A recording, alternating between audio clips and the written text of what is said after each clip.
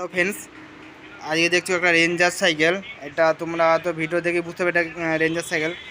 তা এই হাঁড়িটা, এটা যে বিবি সেট, এখানটা গজে গেছে, এর জন্য চেন অনেক সময় পড়ে, কিন্তু এটা চেন পড়ছে বলে আর এটা খারাপ হয়ে গেছে। যে গোস্ত দেখেছো ফ্রেন্ডস কেমন, এটা একবার গ্রিস করে নেবো। ভেতরটা যদি বল ফল খারাপ হয়, বল টল পাল্টে দেবো, যে গ্রিস করে চেনটা টাইট করে দেবো যাতে চেনটা না পড়ে। চেন পড়ছে বলে এটা কি সার্ভিস করা হচ্ছে গ্রিস হাঁড়িটা। দেখো ফ্রেন্ডস, পুরো কাজটা ভালো লাগবে। ঠিক আছে, কতটা হয়তো কাজ করছে। এইভাবে চালালে কিন্তু কাপগুলো ভেতরে পরে ভবিষ্যতে নষ্ট হয়ে যেতে পারে। তাই এখন গ্রিস করে দেওয়া ভালো এই অবস্থায়, নাহলে পরবর্তীকালে আরও খরচা হওয়ার চান্সটা বেশি থাকে। দেখো ফ্রেন্ডস, কাজটা খুব ভালো লাগবে। ভালো লাগলে অবশ্যই একটা লাইক করে দেবে।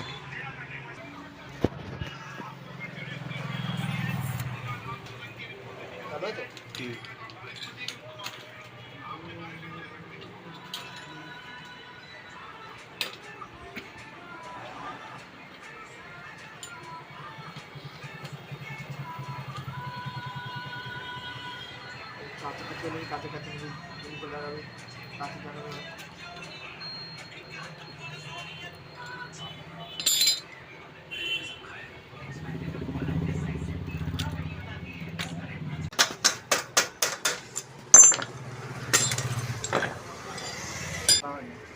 পাঁচ ছ দিনের কথা।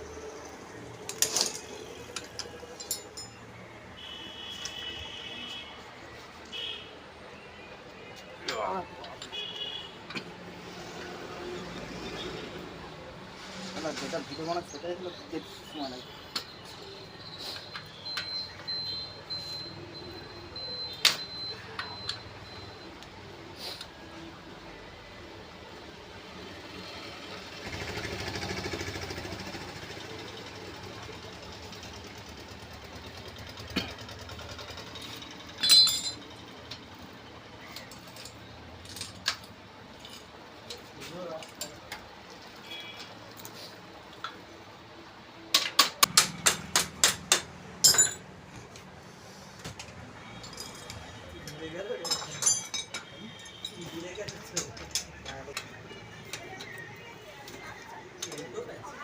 হ্যাঁ,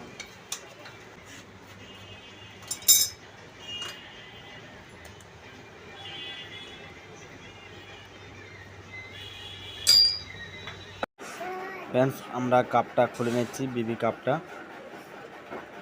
প্রথমে খুলতে হবে চুড়িটা। ওই বিবি কাপের উপর যে চুড়িটা আছে তাই খুলে নিতে হবে, তারপর কাপটা সাথে খুলতে হবে।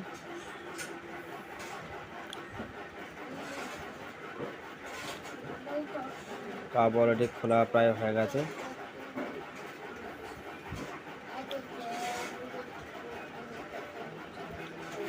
কাপগুলো সামনের দিকে ঢাকনা দিয়ে আছে। দেখো ফ্রেন্ডস, কাপগুলো ঢাকনাগুলো খুলতে হবে।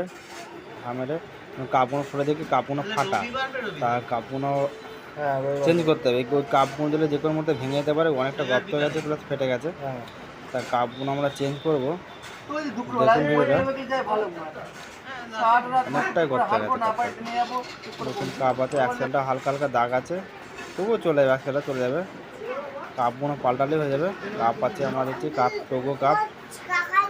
কাপগুলো পাল্টালাম, এগুলো হচ্ছে টোগো কাপ। তোমরা দেখলে কাপগুলো চলো গ্রিস করে নিয়ে আপ। প্রত্যেকটা দিয়ে একটু একটু করে গ্রিস দিতে হবে। প্রথমে প্যাঁচের ভেতরে একটুখানি গ্রিস দেওয়া, কেন প্যাঁচগুলো অনেকদিন পুরোনো প্যাঁচ তো জং খেয়ে থাকে। বল দেবে তোমরা ফ্রেন্ডস, 11টা করে বল লাগে, তোমরা জানো আশা করি। তবুও 11টা করে বল দিতে হবে। দেখো, এটা ভূগোলের বল আছে। প্রত্যেকটা দিকটা একটু করে গ্রিস দিয়ে নিলে পেঁয়াজগুলো লুজ থাকে। যে আমার কাছে পাতিলিন ছিল, তবু সেলাই লাইনটা হাতে কাছে ছিল বলে সেলাই লাইনটা টাইট করে নিচ্ছি।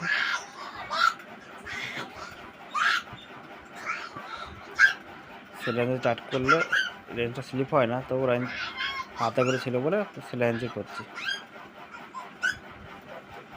দেখো, ভালো লাগলে অবশ্যই একটা লাইক দিও। যারা চ্যানেলটা এখনও সাবস্ক্রাইব করেননি করে দেবেন।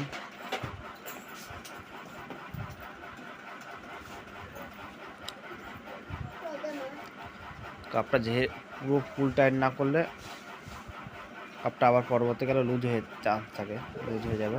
ঝেড়ে ফুল টাইট করে নিতে হবে।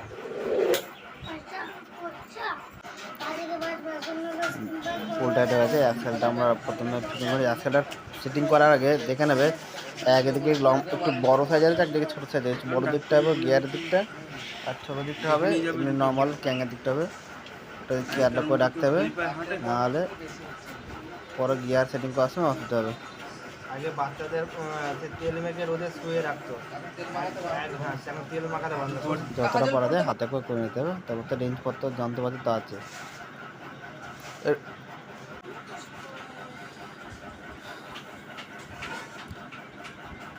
চুড়িটা যখন টাইট করাবে ছিঁড়ে টাইট করতে হবে না, মানে ঘাম মেরে ফুল টাইট করে নেবেন, তো কাপটা লুজ না হয়।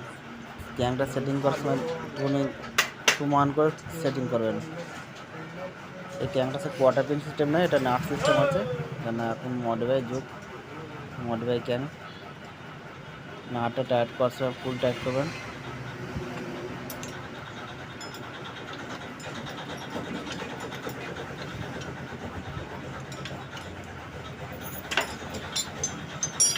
কাপটা ঝেড়ে টাইট না করলে পরবর্তীকালে প্যানেলটা আবার গলে যেতে পারে। হ্যাঁ, দেখুন যেমন সেটিং করলাম, ভালো লাগবে আশা করি। এদিকেও ঠিক একই হবে।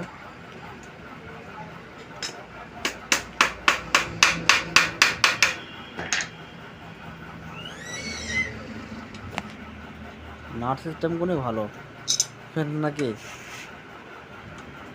দেখুন কীভাবে কাজটা করা হচ্ছে। এটা রেঞ্জ আছে 10, 11, 12, 13, হাতে এটা 13 নম্বর লাগবে। এই দেখুন হয়ে গেছে। এবার আমরা চেনটা পরে নেব, চেনটা পরে কমপ্লিট হয়ে যাবে আমাদের কাজ। এদের কাজ এখন পুরো ফুল কমপ্লিট হয়ে গেছে। চেন পরার চান্স নেই, আর চেন পড়বে না। তখন হচ্ছিলো কি গজে গেলো, তো ওই চেনটা পড়ে আসছিলো, দেখে নড়ছিল, তার জন্য পড়ে আসছিলো। এখন আর চেন আর পড়বে না, পুরো কমপ্লিট হয়ে গেছে। দেখুন সুন্দরভাবে হয়েছে।